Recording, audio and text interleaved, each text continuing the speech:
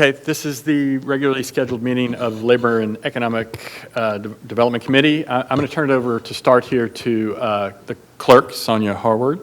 This is Sonia Harward, the clerk. Just a quick note to the committee. The chair and the vice chair are not present, and according to Council Rule 401, I think it's B, I forgot to relook it up, you all are to choose to vote on a committee chair. I did ask to get ahead of the game to see if Councilman Owen would mind chairing the meeting. So if you all would like to offer someone else, or if we could vote on just having a chair, that would be great. So if anybody else would like to take the chair, I'd be happy for them to do so. If not, I'm also happy to chair the meeting. We probably should do a voice vote. All those in favor of me chairing today's meeting, please say aye. Aye. All those opposed? The ayes have it. So here we go. I haven't done this before, so bear with me. All right, so again, welcome to the regularly scheduled meeting of the Labor and Economic Development Committee for Tuesday, October 22nd. It's 3:07. Oh, is it 21st? Yes. Oh, she mentioned that she had. It is actually October 21st. Sorry about that. And we're already behind 3:07. Man, I'm not doing my job. 3:07 p.m. I'm committee member Andrew Owen. This meeting is being held pursuant to KRS 61.826 and Council Rule 5A. So I'm joined in chambers by Councilman Batshon. I'm also joined by Councilman Herndon. We're joined online by Councilman Benson, Councilwoman McCraney, and I think that's it for now. So let's see. The first item on the agenda is item 1, R-124-25, a resolution pursuant to the capital and operating budget ordinances approving the appropriation to fund the following non-competitively negotiated professional service contract for Louisville Metro Department of Public Health and Wellness to hire a qualified laboratory director. And then we say University of Louisville doing business as Division of Infectious Disease. And this is for $94,1983. Do I have a motion? Motion. Properly moved and seconded. Who's here to discuss this item? Do we have somebody here? Good afternoon. I'm here. I'm Great. here to speak to the contract. Okay, so if you can introduce yourself, name and your position, and then the floor is yours. Great. My name is Jennifer Bowman. I am the Chief of Staff with Louisville Metro Public Health and Wellness. And this contract is with the University of Louisville, and it allows us as a department to retain a lab director with the qualifications and expertise necessary to meet federal clinical laboratory regulations and maintain cutting-edge scientific methods. Partnering with Louisville allows us to afford a highly qualified candidate that we otherwise wouldn't have access to. Dr. Wolf is employed by the University of Louisville and has served as the Louisville Metro Public Health and Wellness Lab Director since 2013. She has the experience and expertise necessary to manage our laboratory operations, which includes holding a certification through the American Board of Bioanalysis as a high complexity laboratory director.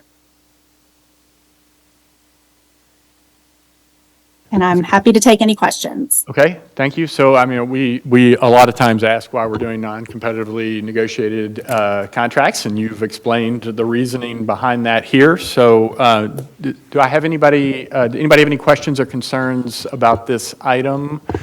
Don't think I have anybody in the queue. Anybody online have any questions or concerns about this item? Without seeing any, this is a resolution, so we can do a voice vote on this resolution. All those in favor, please say aye. Aye. All those opposed? All right, the ayes have it. This we can forward to the consent calendar. So we'll be forwarding this on the next agenda for the Metro Council meeting on the consent calendar. Thank you very much. Appreciate you presenting. Thank you. Okay, item number 2 on the agenda is R-118-25, a resolution determining real property located at 531 Court Place as surplus and not needed for the governmental purposes of Metro government and authorizing its transfer. Do I have a motion? Properly moved and seconded. So we have, Katie, do you want to introduce yourself and give your capacity, and then the floor is yours. Hi, everyone. Katie Littman. I'm the Deputy Director of the Cabinet for Economic Development with Louisville Metro. So this project at 531 Court Place was part of a solicitation that the Cabinet put out in 2023 for several underutilized city-owned properties downtown, with the hope that we could find development partners to help us come up with ideas to put these parcels back into productive use.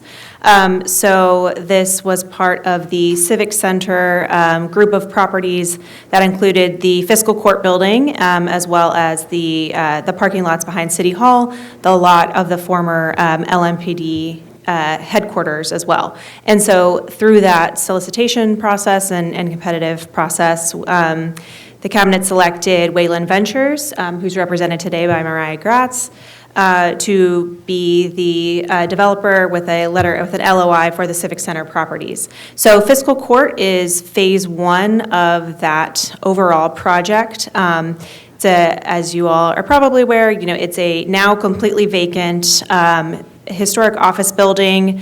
The Sheriff's Department has completely moved out of there, so now it is vacant, and Wayland Ventures has put together they're ready to go, basically, on moving forward on this project, and so we wanted to move forward with the surplus now that they've got their financing together, and so the hopes is that they'll be able to pull construction permits before the end of the year. So we are here today to do the surplus so we can get that process moving. Okay, thank you, Katie. Councilman Batchon, you have some questions. Thank you, Chair. Thank you, Katie, for being here to address that. I think there's a series of discrepancies, I guess, in the language, and I'm just, sorry. On page 2, the resolution says that affordable housing aspects of this agreement is to last for a period of less than 10 years. Shouldn't that be at least 10 years? So I'm just looking at Laura Ferguson, the county attorney. From what you've read, yes, it should say that at minimum 10 years, but I want to check with her.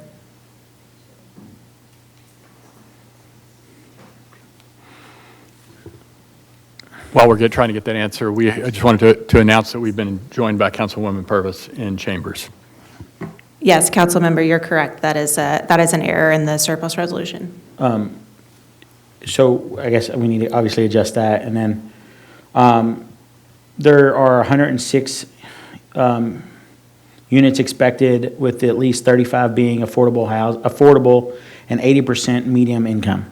That's correct. Okay, why is 80% and not 50%?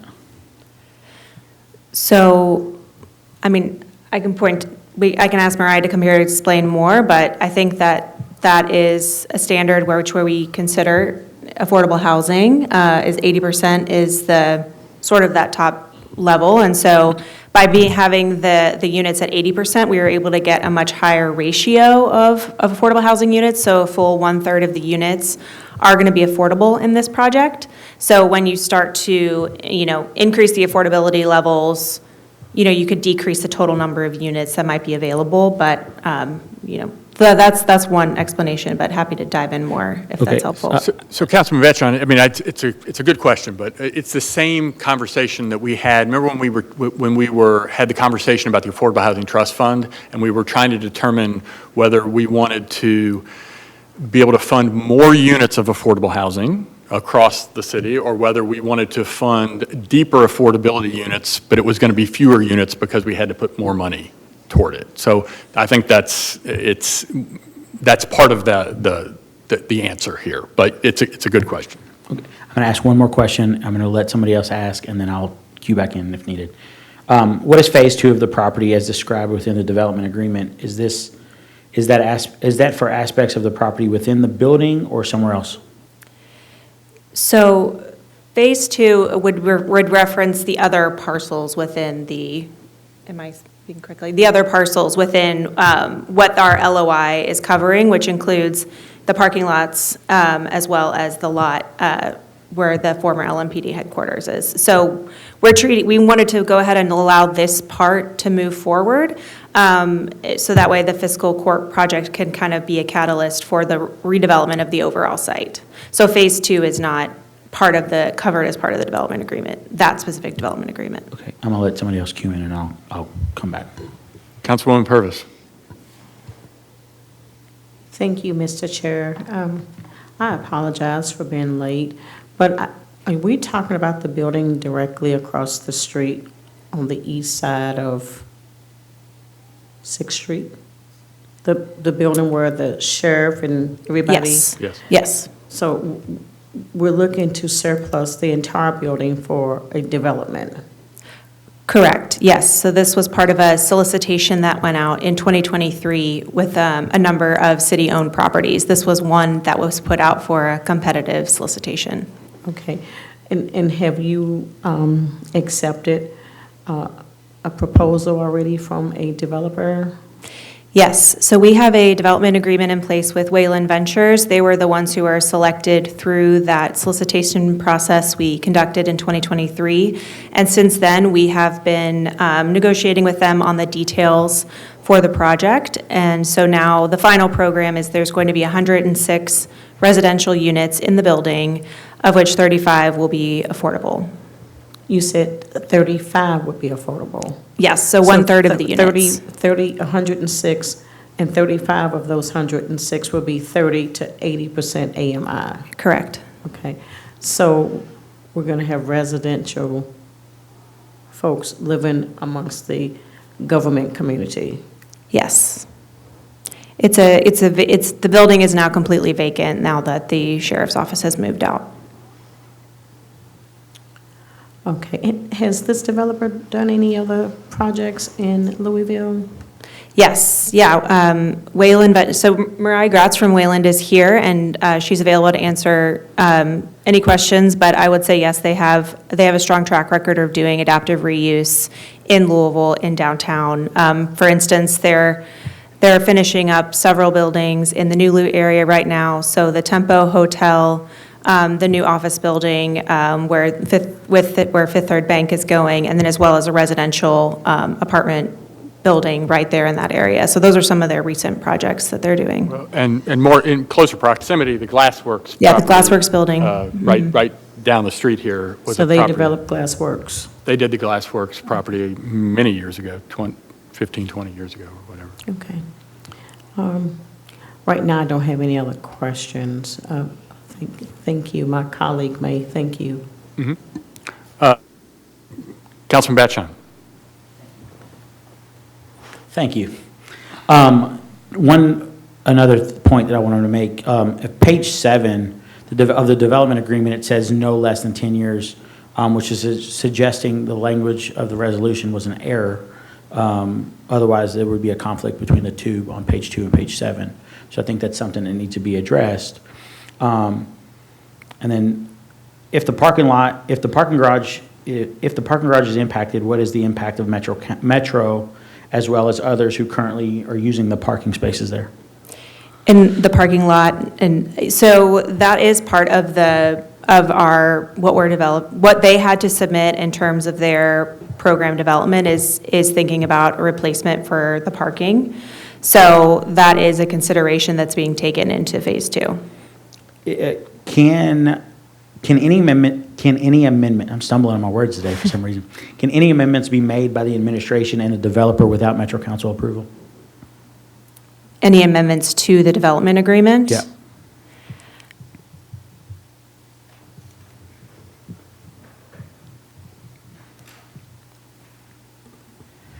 Laura Ferguson, Assistant County Attorney. So typically, the development agreement is executed between the administration and a developer, but within it, it will have certain contingencies that require Metro Council approval. So an example in this case, one of the contingencies is that a surplus resolution for 531 Court Place would be approved by Metro Council before the obligation to, on behalf of the developer, to start constructing, for example.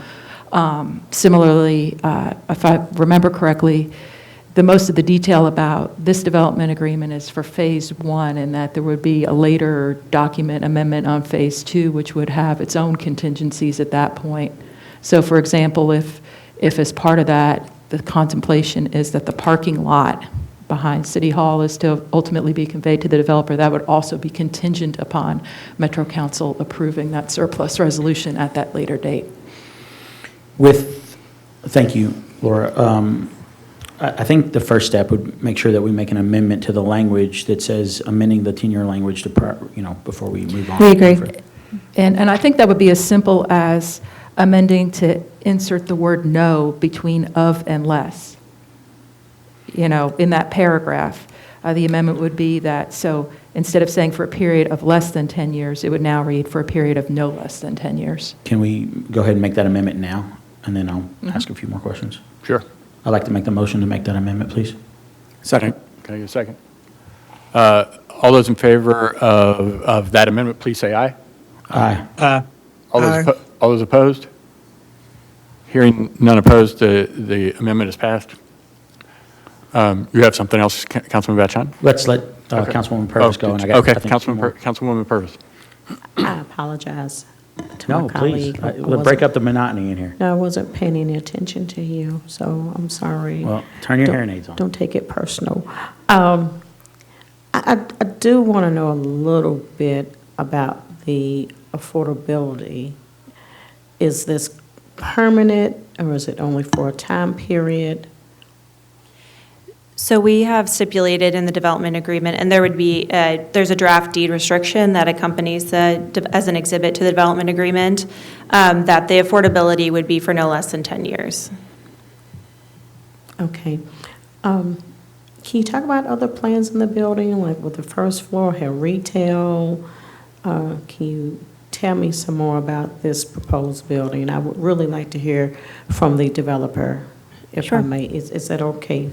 I think that's why she came. So I think, Thank you.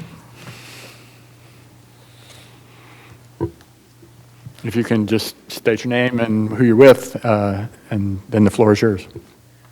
Good afternoon, Mariah Gratz with Wayland Ventures. So the plans for the fiscal court building are 106 residential units. We did look at the options to potentially put retail there, but it's really not a good location for retail from a street perspective. We are planning on using historic tax credits for this building, so the exterior of the building pretty much remains as is. So we can't really blow out, parts of that first floor to make the storefront and the other pieces that would be necessary for retail to be successful there. So we decided to go with a full residential conversion.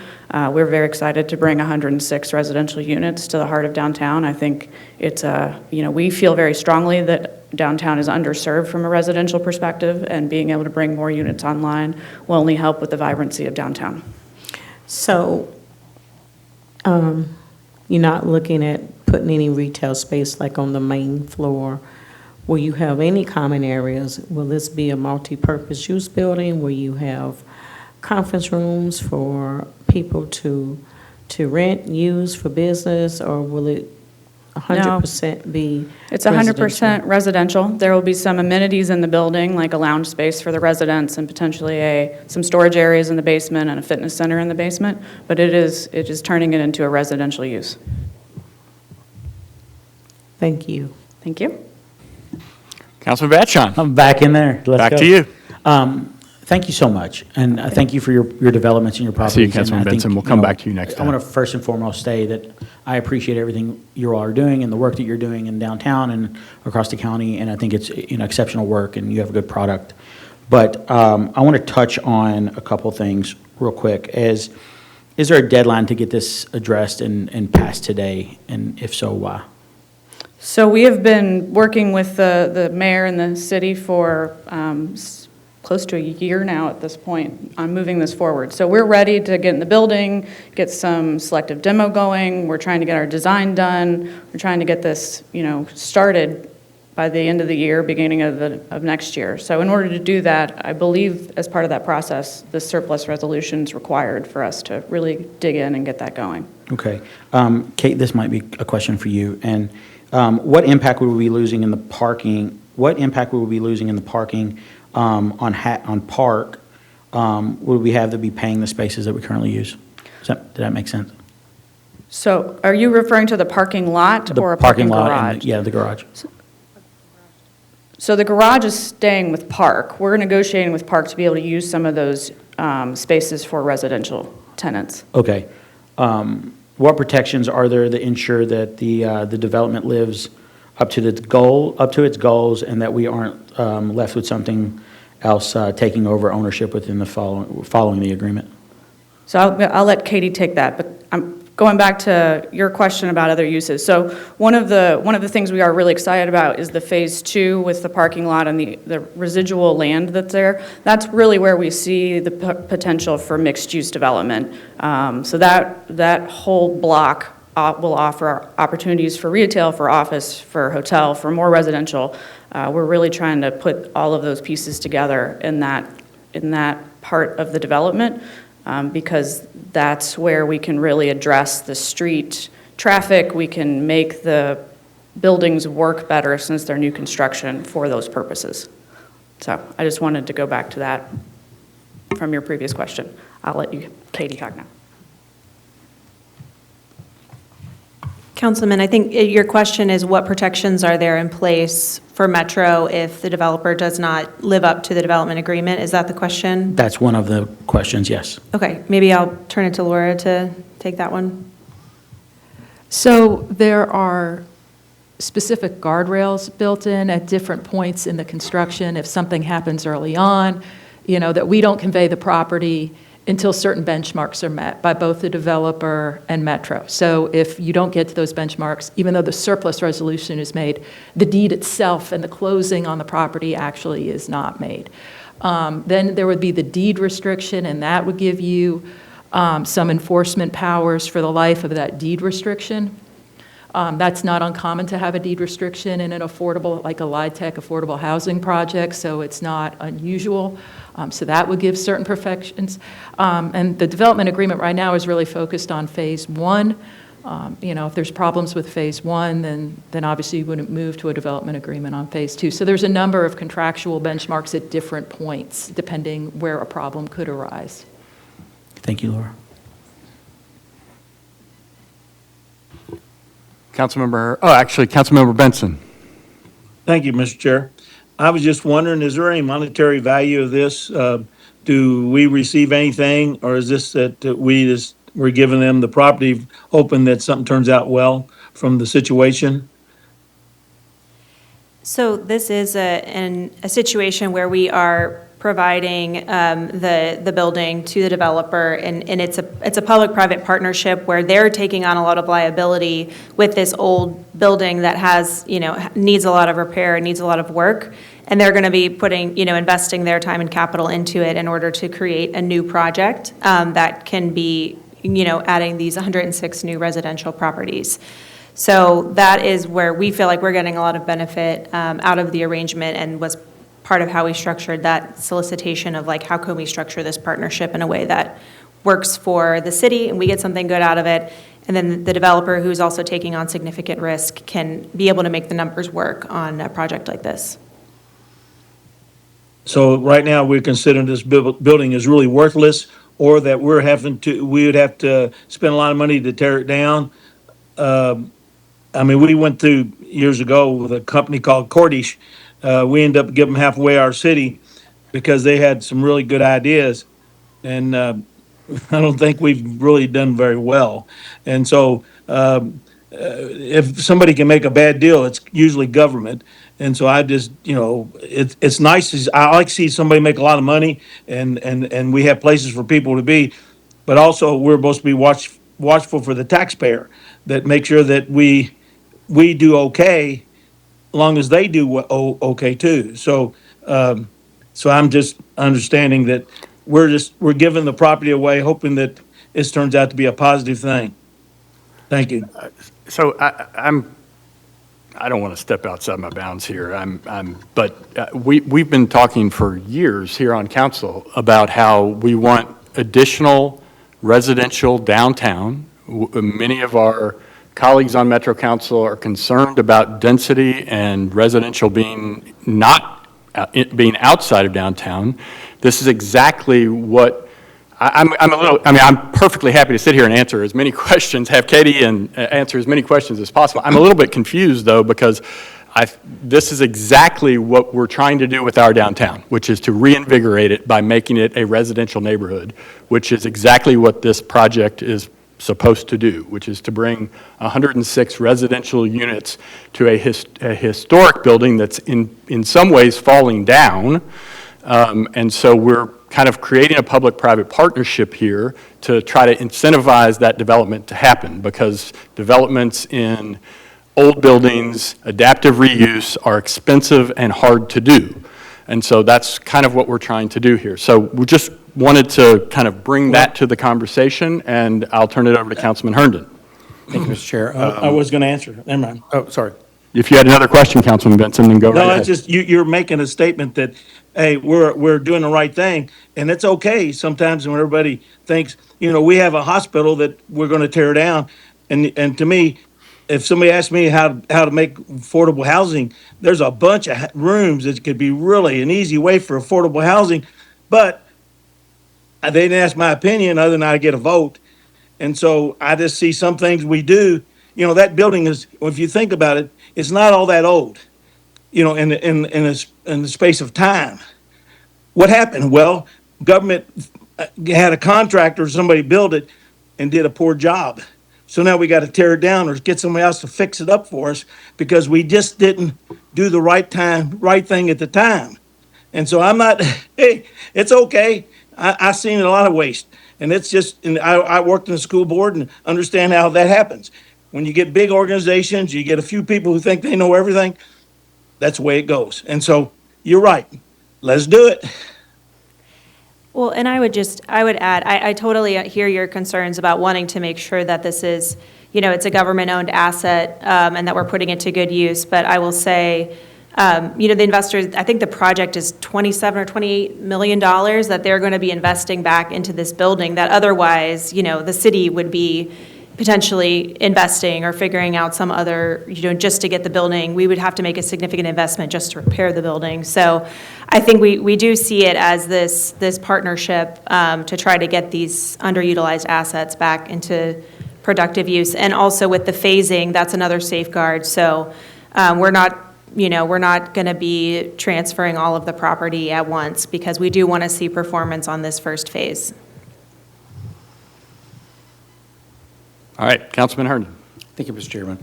As the councilman who represents the Central Business District, I'm very excited to see this project happen, be the first of hopefully many. We are in need of many more housing options down here, and this is sticking our toe in the water of a very big pond. So I'm happy to see it happening. The history of Wayland Ventures goes way back. For those who don't know, back in the day, I believe you were the ones who brought Louisville Slugger back into Kentucky from Indiana, rehabbed the Glassworks building, rehabbed the long empty Henry Clay building, which was on the verge of being needing to be torn down, but it was saved. Also, additional housing units built and hotels built in the now known as Liberty Green area. So there's a long track record of successful new building construction and rehabbing of older buildings by this locally grown company, and I'm proud to support the project.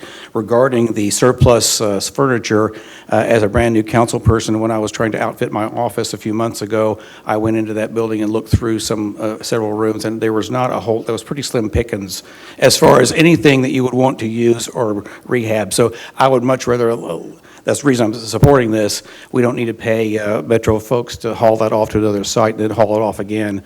We need to move on, let them start on this project and get those units online. We need them. Thank you. Councilwoman Purvis. Thank you, Mr. Chair. I would really like to have an opportunity to talk with the developer. I'm not really feeling comfortable right now at this point in moving forward. So I'd like to make a motion to hold this. All right, so there's been a motion. Do we have a second? Second. Properly moved and seconded. This motion requires a voice vote, but I think it's going to be difficult to do a voice vote with half the group. So can we do a roll call? Put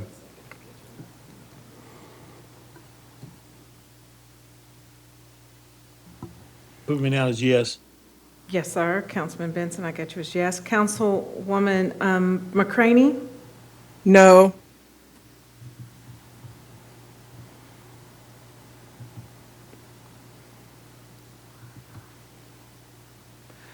Mr. Chair, you have 2 yes votes, 3 no votes, and 1 present vote. It fails. So the motion fails.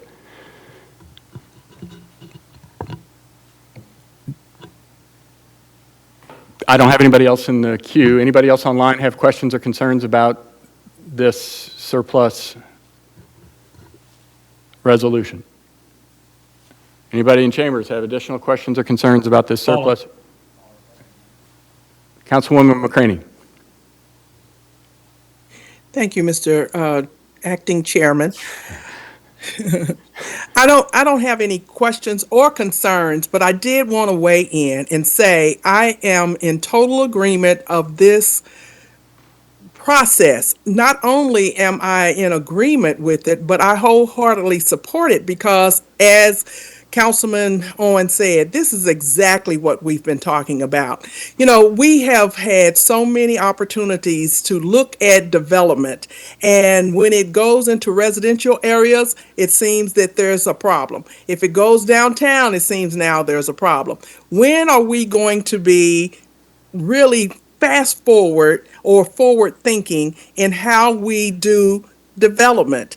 I think smart development is what we ought to be supporting. And I believe this is one of the parts that really we can be proud of, because if we just let that building sit the way it is today, it's going to cost us even more, and it's going to be a liability. So I am certainly thinking that this is a project that we can all support and be so very proud of in the end. The only thing I would suggest to make everyone feel comfortable is let's follow the process. Let's make sure that we are looking at the development as it progresses. And if we see that there is a problem, if they're veering away from the agreement, then we speak up. That's what we should do as government officials. And so with that said, I just want to make everybody feel a little more comfortable with the power that we do have. And supporting this is not the problem.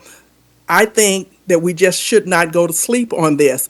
And in doing so, just make sure that they're working the agreement as we are voting on it, and make sure that in the future, if this is something that works, then we create more opportunities just like this one. Thank you. Thank you, Councilwoman. Councilwoman Purvis, did you? I'd like to respond to Councilwoman McCraney, if I could. Floor is yours. Yes. I think it's a great idea to have residential housing downtown, but I'm concerned with the building itself, what the plans are for the building itself. I was hoping that there would be some news shared about what's on the first floor that would be more inviting to the building. So this is not against the project itself, but from what I'm hearing from the developer, the building, there's not going to be anything that's popping off. There's not going to be anything exciting about the building. The building sounds like it's going to be just one big blob of residence. Nothing on the first floor, nothing like I've seen in other cities that's inviting to a building. You see these types of buildings, you see a coffee shop, you see a barber shop, you see a grocery store. It's just blah, just residential. And so this is why I was wanting to table it to have an opportunity to talk with the developer about their plans, Councilwoman McCraney. Thank you. Okay, I have no one else in the queue. Oh, no, I do have a hand waved. Councilwoman McCraney. Thank you, Mr. Chairman. I respect that, and I thank everyone who is very conscientious about the development in this community. And that's really my statement, us being very aware of what's going on and staying on top of it. And as we get smart development, we support it and we make sure that we're holding them accountable for it. So I respect everyone's opinion and their voices. So thank you so very much. This is my opinion and my voice today. Thank you, Councilwoman.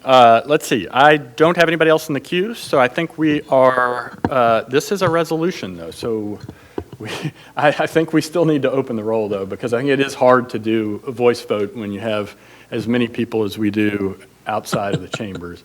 So can you open the roll, please? Councilwoman McCraney, Yes. Councilman Benson, Present.